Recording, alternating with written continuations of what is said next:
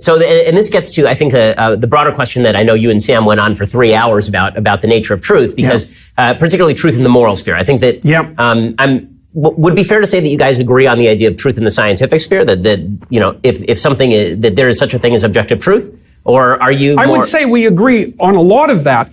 The question is, to some degree, why do scientists accept the idea that objective truth is true?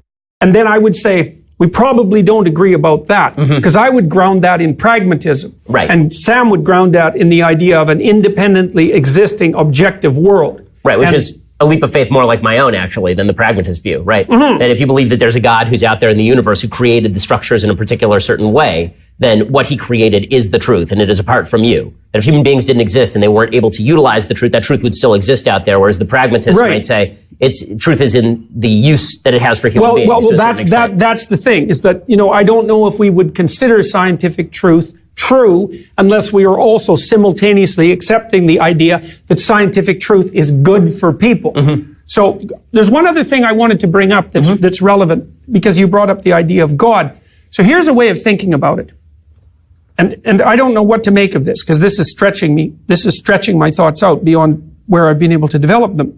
So this is the intuition that I have based on a variety of things, experiences I've had. So imagine that there's a very wide range of human behaviors, okay? And some subset of those are both admirable and not admirable. So let's call them good and evil at the extremes, okay? Then we might say, well, there's a pattern that characterizes all the actions that are good, and a pattern that characterizes all the actions that are evil. And that's a transpersonal pattern, because it's not just about you or me, it's about everyone. Okay, and so then that gets personified. That's Christ and Satan, let's say, or Cain and Abel, right? That gets personified. And that's a bad guy and a good guy in a movie. Like, it's personified all the time. It's Thor and Loki, you know, in the Marvel movies, you know. So now you have let's say you take the idea of Christ and you think, okay, so that's the abstraction of everything that's admirably good about the set of all human behaviors. Okay, and then you think, well, what sort of reality does that have? And this pulls back into the reality of the idea of the Logos, and the idea that it was the Logos that God used at the beginning of time to extract order out of chaos.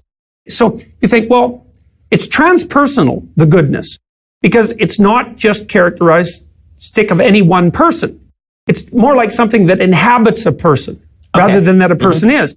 You can really see this, for example, on the other end, too, with the satanic end, because if you read the writings of people who do absolutely horrific things, like the shooters, you can see that possession extraordinarily clearly. If your eyes are open, it's like, and it's shocking, so people don't usually look at it. And they even say that themselves, like the Columbine kids, their writings are hair-raising, you know, and they were clearly possessed by an evil that you only encounter if you sit in a dark place and brood on your hatred for months and years, right? You go places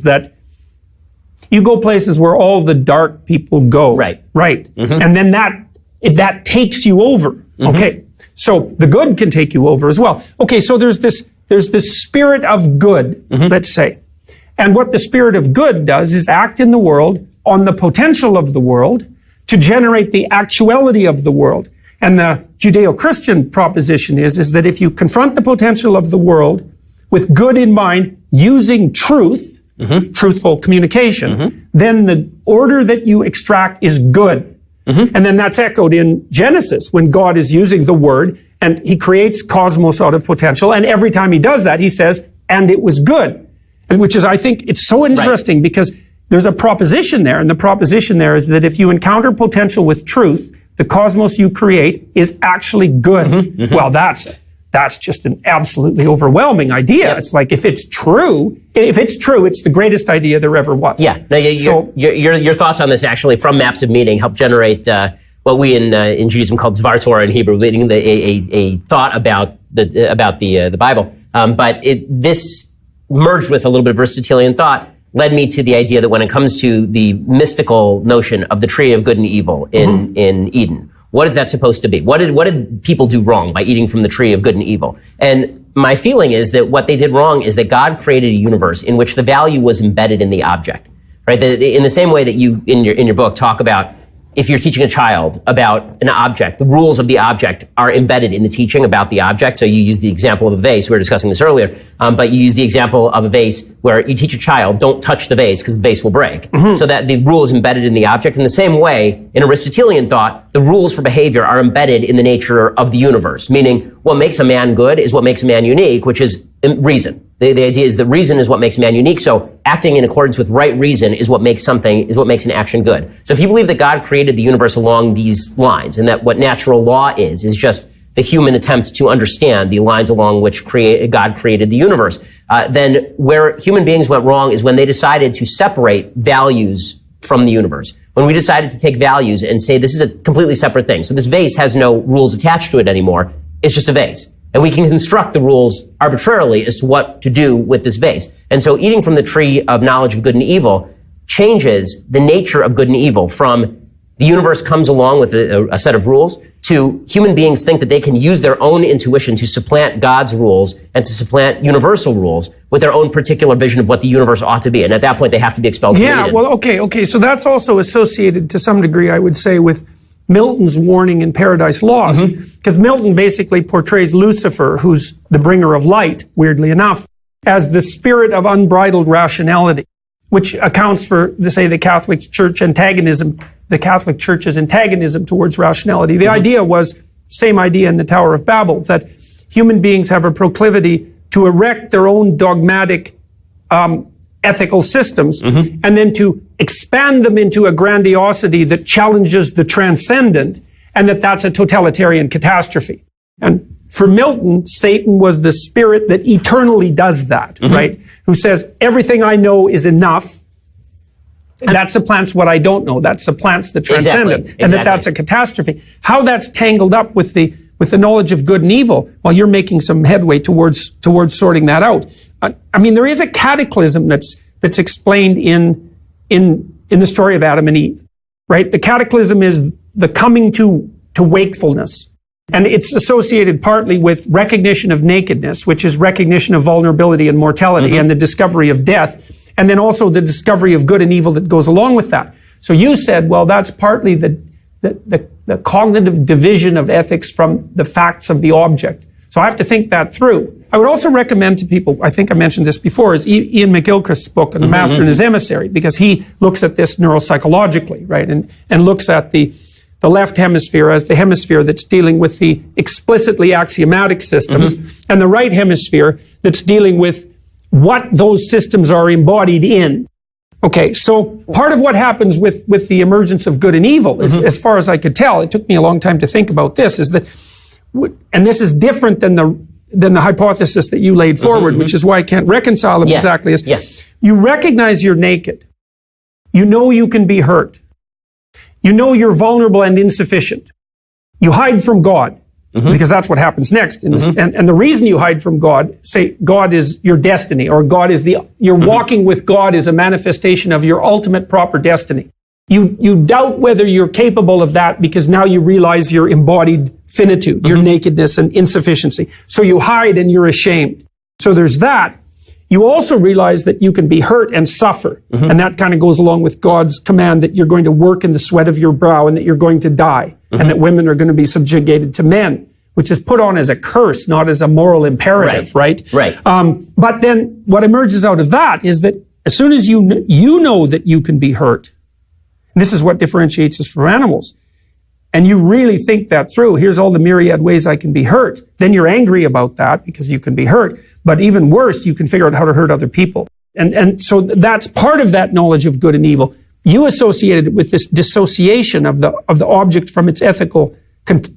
Of the universe as created by God from our interpretation of the universe, that there is a gap between the two, and that once human beings begin to supplant their own rationality for a telos, right, in the Aristotelian, the teleology, what we end up doing is creating all sorts of awful systems that end up destroying us in the end. There's something about that that's right. I mean, part of what happens in the New Testament, as far as I can tell, is that what Christ says, so he's trying to transcend the rule structure, right?